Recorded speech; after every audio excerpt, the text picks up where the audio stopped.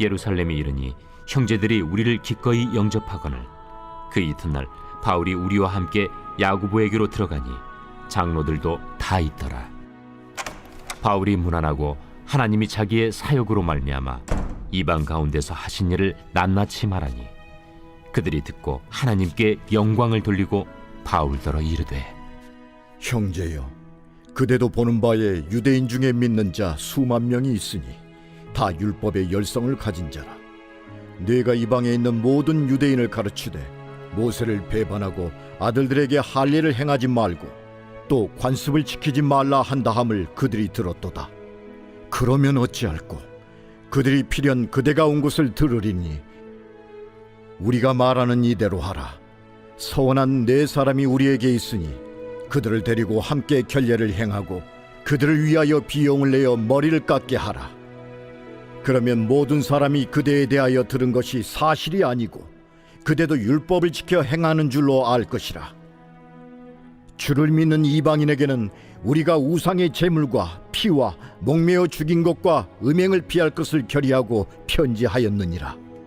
바울이 이 사람들을 데리고 이튿날 그들과 함께 결례를 행하고 성전에 들어가서 각 사람을 위하여 제사 드릴 때까지의 결례 기간이 만기된 것을 신고하니라. 그 이래가 거의 참에 아시아로부터 온 유대인들이 성전에서 바울을 보고 모든 무리를 충동하여 그를 붙들고 외치되, 이스라엘 사람들아 도우라.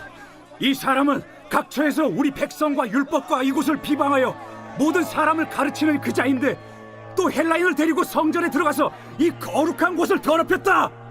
이는 그들이 전에 에베소 사람 드로비무가 바울과 함께 시내에 있음을 보고 바울이 그를 성전에 데리고 들어간 줄로 생각함이로라.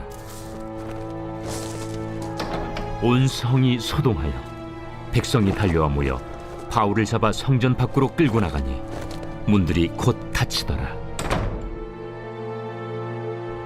그들이 그를 죽이려 할 때에 온 예루살렘이 요란하다는 소문이 군대의 천부장에게 들리매 그가 급히 군인들과 백부장들을 거느리고 달려 내려가니 그들이 천부장과 군인들을 보고 바울 치기를 그치는지라.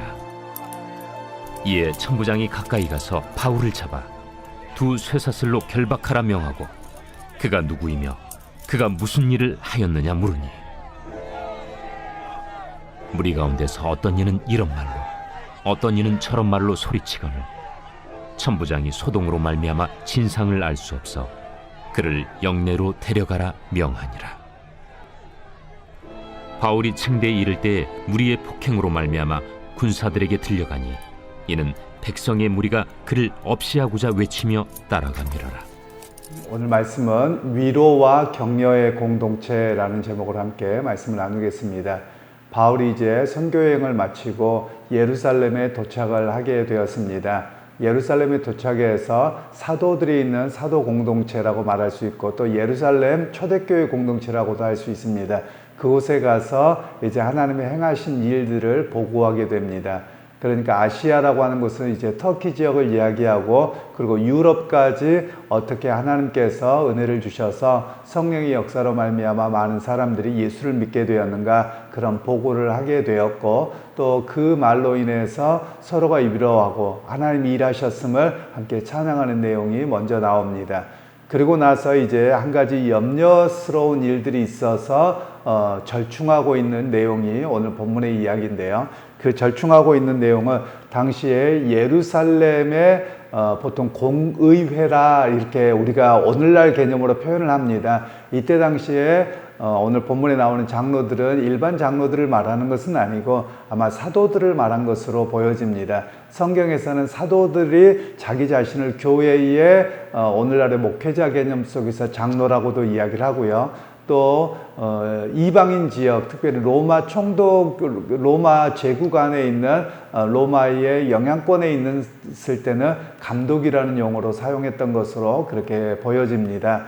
그런 상황에서 이제 사도들이 함께 모여서 의논을 하는 가운데 염려스러운 일들이 발생할 것을 어떻게 해결할 것인가 그런 의논을 하게 됩니다. 당시에 이 예루살렘 공의회의 의장이었던 사람이 예수님의 육신의 동생으로 알려진 야고보입니다. 그래서 그 야고보는 일반적으로 그 바울과는 조금 대척점에 있다고 할까요? 조금 차이점이 있는 것으로 보여집니다. 그것은 어떤 것이냐면 이 예루살렘에서 사역을 하고 있는 사람들의 정황과 또 바울이 이방인들에게로 갔던 복음의 그 삶의 정황이 좀 다릅니다. 예루살렘에 있는 사람들은 다 유대인들입니다. 그러면 유대인들이 살아왔던 관습이 있습니다. 그것은 율법을 따라 사는 삶입니다.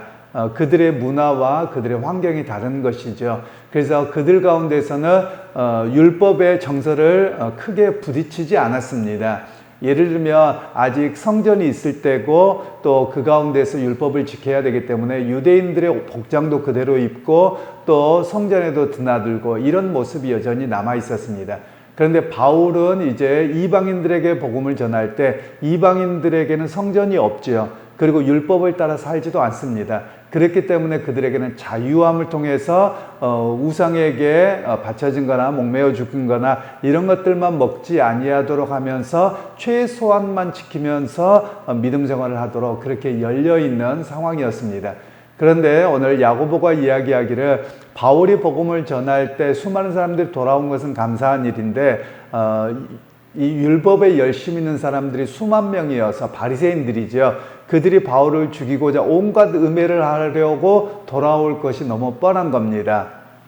그러면서 이제 어떤 오해를 갖고 있냐면 바울이 유대인이 아닌데도 불구하고 성전에 사람을 데리고 갔다, 성전을 못 오겠다, 이런 루머들을 만들어내기 시작하는 겁니다. 그런 가운데서 야고보는 오히려 그렇게 하지 말고 우리 가운데서 이렇게 헌신하기로 한 사람이 있는데 그 사람과 함께 들어가서 성전에서 결례를 행하라, 이렇게 먼저 이야기를 합니다. 그리고 이제 머리를 깎는 이야기가 나오는데요. 이것은 이제 여러분들 유대인들의 남자들의 모습을 보면 조금 다르기는 합니다. 그러니까 유대인들이 율법을 따라 살게 되면 이 귀밑머리만 남겨놓고 위에를 밀어버립니다. 그리고 위에 키파라고 하는 모자를 이렇게 쓰고 있거든요. 바로 그런 상황을 이야기합니다. 그래서 이것은 구약 성경에 있는 것은 아니고 신약시대 어간에, 예수님 당시 어간에 유대인들이 율법을 따라 살아가겠다라고 하는 그런 의식으로서 그렇게 행했던 것입니다. 바로 그런 모습 속에서 오늘 사도 바울이 다른 네 사람과 함께 가서 결례를 행하고 그리고 유대인들과 부딪히지 않으려고 했던 모습들을 볼 수 있습니다. 그러면 바울이나 야고보가 왜 이런 결정을 하냐면 바울 한 사람의 목숨을 건지자, 이런 의미에서 한 것은 아닙니다. 유대인들과 충돌을 통해서 오히려 복음에 방해가 되지 아니하도록 하기 위해서 그렇습니다. 왜 그러냐면 유대인들뿐만 아니라 지금 선교지의 모든 곳에서도 마찬가지이기도 합니다만 집단주의로 나타나기가 쉽거든요. 왜냐하면 우리의 문화와 풍속과 이런 것들을 깨뜨린다, 그러면 다 거부한다, 이런 개념으로 나올 수 있기 때문에 오히려 유대인들에게 이게 율법으로 구원받는 것은 아니지만 그 율법을 어김을 통해서 이 사람들이 예수를 믿도록 하는데 나오는데 장애물이 될 수 있습니다. 그래서 그것을 건드리지 말자라는 것이죠. 예를 들면 우리나라도 마찬가지였던 상황인데요. 우리나라가 예배 시간이 바뀐 이유가 있습니다. 외국과 다르게. 그 이유 중에 하나는 지금은 우리 사회가 농경사회가 아닙니다만 과거에는 농경사회였습니다. 그래서 농경사회여서 복음을 전하는데 굉장히 어려움이 있었습니다. 11시에 예배를 드리는 것은 낙농국가였던 유럽의 북유럽과 그리고 미국의 영향 때문에 그렇습니다. 다른 나라에서는 저녁에 예배 드립니다. 예수님 당시에도 그랬고 초대교회 당시에는 다 저녁 예배였습니다. 근데 이렇게 바뀌었던 이유가 낙농국가에 가서 복음을 전하는데 이 사람들이 매일같이 가서 젖을 짜야 되는 겁니다. 그런데 젖을 짜고 돌아오는 그 시간에 예배를 드릴 수가 없는 거죠. 그래서 젖을 짜고 돌아와서 옷 갈아입고 교회당으로 모일 수 있는 시간이 11시였던 겁니다. 그래서 11시에 예배를 드렸던 문화가 남아있는 것이죠. 그런데 우리나라에서만 유독 특이한 현상이 있습니다. 그것은 주일학교 예배가 생긴 겁니다. 다른 나라들에서는 주일학교 예배라는 개념이 없습니다. 우리 헌법에도 주일학교가 따로 드리는 예배를 말하고 있지 않습니다. 어쩔 수 없을 때만 허락해라. 이게 바로 우리 헌법에서도 말하고 있는 것인데요. 원래 예배는 젖먹이 아이부터 어르신까지 다 같이 예배 드리는 것을 원래 예배라고 이야기를 합니다.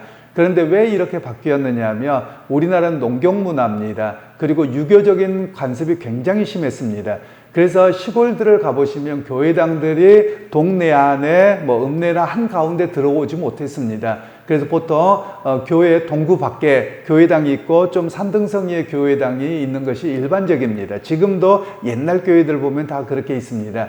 그러다 보니 선교사님들이나 또는 이렇게 전도사님들이죠. 대부분 그때는 이렇게 또는 조사라고도 있었고요. 그분들이 복음을 전하며 어른들은 이렇게 이방 서양 귀신 믿는다 그러면서 동네에서 굉장히 불편해 했습니다.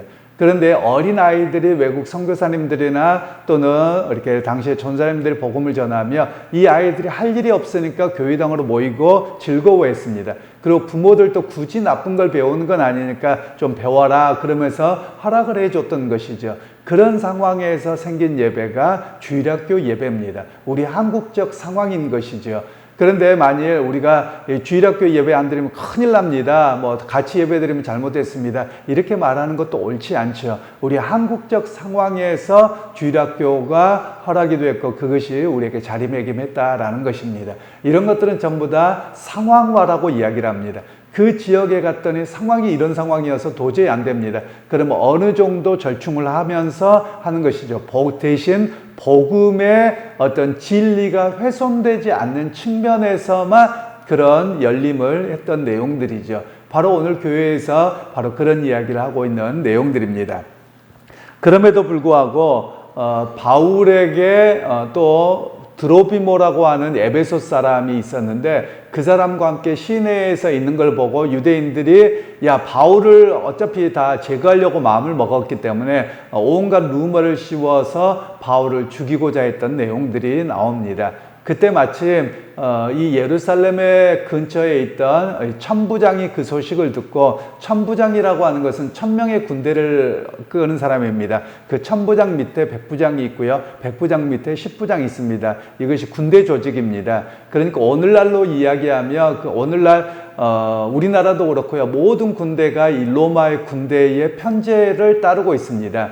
그래서 보통 백부장 그러면 오늘날 중대를 이야기하고요. 그리고 중대보다 조금 더 큰 것을 대대라고 합니다. 대대는 한 400명 정도가 됩니다. 그리고 연대 같은 경우는 한 1200명 정도가 됩니다. 그러면 이때 정도로 생각하면 천부장 그러면 연대장 정도 되는 겁니다. 연대장은 지금 어떤 계급이냐, 무궁화 3개 정도 되는 겁니다. 어떤 그런 정도의 군대 편제를 이해하시면 좋겠는데요. 이 천부장이 예루살렘에 소요가 난다라는 것을 알고서 군대를 끌고 와서 이 소요 문제를 해결합니다. 그런데 그 소요 문제를 해결하는 가운데서 바울을 구원하는 그런 사건이 여기에 벌어지게 되었습니다. 그럼 오늘 이 사도행전에서 왜 이런 내용을 기록하고 있느냐가 중요합니다.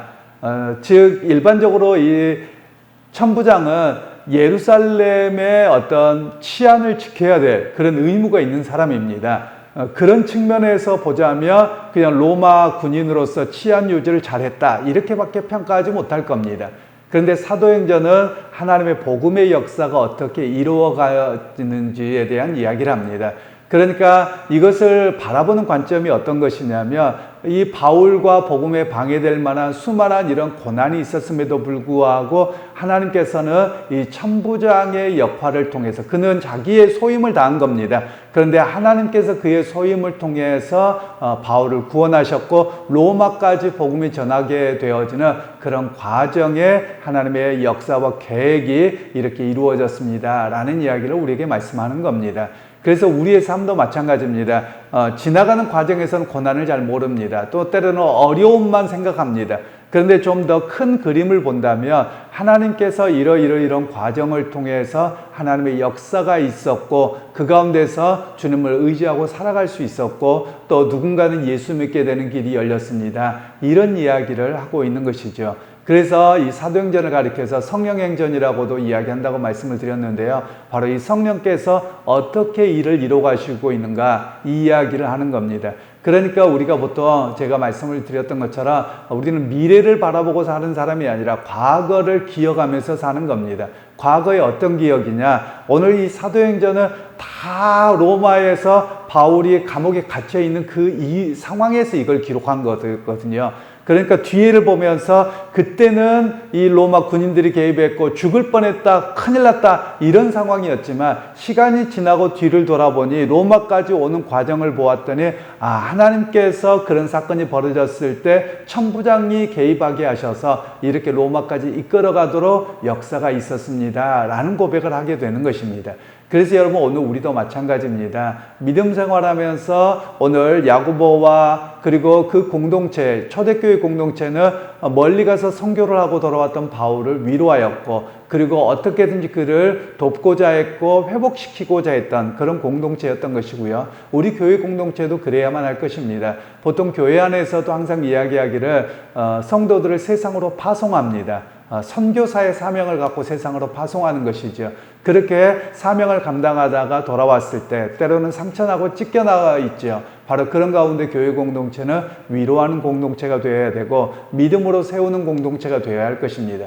그리고 또 성도들은 어떤 나눔이 있어야 되느냐? 세상에서 잘 먹고 잘 살았다, 돈 많이 벌었다, 자식 잘 됐다 이런 이야기를 하는 것이 옳지 않습니다. 그런데 주로 이런 이야기가 있다면 사실은 그건 교회 밖에 나가서 하실 이야기고요. 교회 안에서 해야 될 일들은 내가 세상 속에서 살아왔지만 그래도 믿음으로 이렇게 살아왔습니다. 가족 간에서 그리고 내 삶의 직장 안에서 믿음으로 이렇게 살다가 때로는 찢겨지기도 하고 넘어지기도 하고 또 그 가운데서 가족들이 복음을 용납하거나 주변 사람들이 그리스도인이라는 것을 인정하는 그런 삶의 고백들이 있었습니다. 이런 이야기를 나누는 교회가 바로 참다운 교회의 모습에 되어야 한다는 것이죠. 바로 오늘 초대교회가 그랬던 것처럼 우리 교회 공동체도 믿음의 공동체도 그렇게 나아가야만 합니다. 그래서 하나님의 말씀을 따라 살아가는 사명자들을 위로하고 격려하고 또 새 힘을 주어서 또 세상으로 다시 선교적 사명을 주어서 파송하는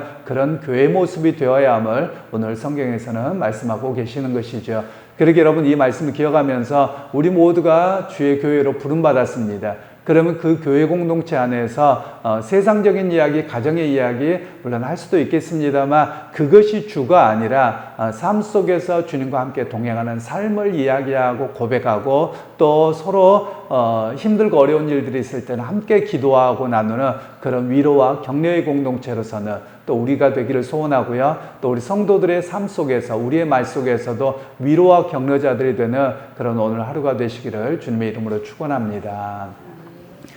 하나님 오늘 또 말씀을 통해서 초대 예루살렘 교회 공동체가 바울의 사역을 함께 나누고 위로하고 격려하며 또 하나님의 일하심을 함께 나눌 수 있었던 공동체였던 것을 봅니다. 하나님 오늘 우리도 세상으로 파송되어 나갑니다. 그 삶 속에 주님의 함께 하심을 믿고 나가고 승리하게 하시고 또 교회 공동체로 모였을 때 하나님의 일하셨음을 함께 나눌 수 있는 그런 은혜의 자리들이 되게 하여 주옵소서. 예수님의 이름으로 기도하옵나이다.